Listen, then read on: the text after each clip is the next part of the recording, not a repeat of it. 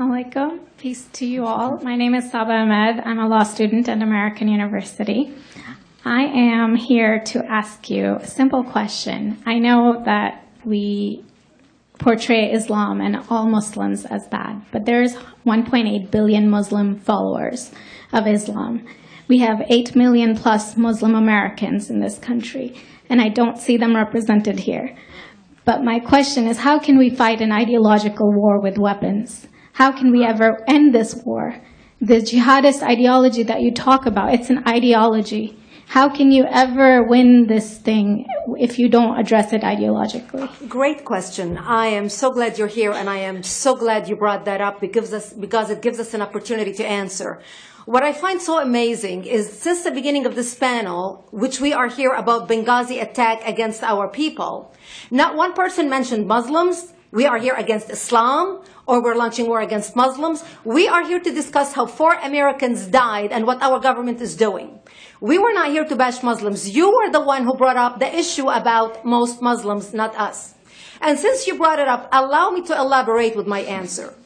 There are 1.2 billion Muslims in the world today. Of course, not all of them are radicals. The majority of them are peaceful people.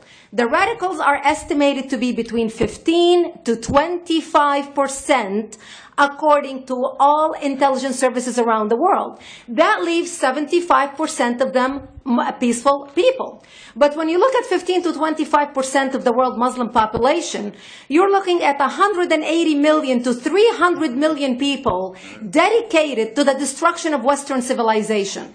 That is as big of the United States. So why should we worry about the radicals, 15 to 25%? Because it is the radicals that kill. Because it is the radicals that behead and massacre. When you look throughout history, when you look at all the lessons of history, most Germans were peaceful. Yet the Nazis drove the agenda. And as a result, 60 million people died. Almost 14 million in concentration camps. 6 million were Jews. The peaceful majority were irrelevant. When you look at Russia, most Russians were peaceful as well. Yet the Russians were able to kill 20 million people. The peaceful majority were irrelevant. When you look at China, for example, most Chinese were peaceful as well.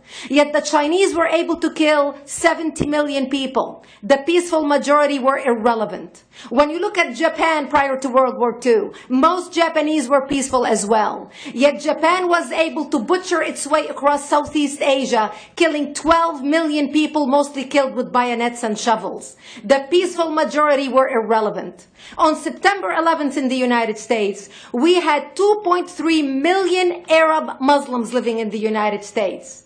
It took 19 hijackers, 19 radicals to bring America down to its knees, destroy the World Trade Center, attack the Pentagon, and kill almost 3,000 Americans that day. The peaceful majority were irrelevant. So for all our powers of reasons and us talking about moderate and peaceful Muslims, I'm glad you're here. But where are the others speaking out? And since you are the only Muslim representative,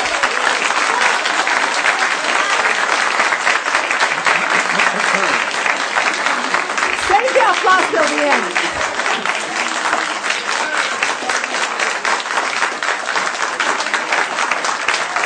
Thank you. Thank you.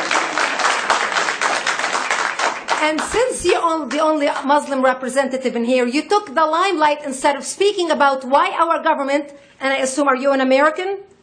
You're an American citizen. So as an American citizen, you sat in this room and instead of standing up and saying a question or asking something about our 4 Americans that died and what our government is doing to correct the problem, you stood there to make a point about peaceful, moderate Muslims. I wish you brought 10 with you to question about how we can hold our government responsible.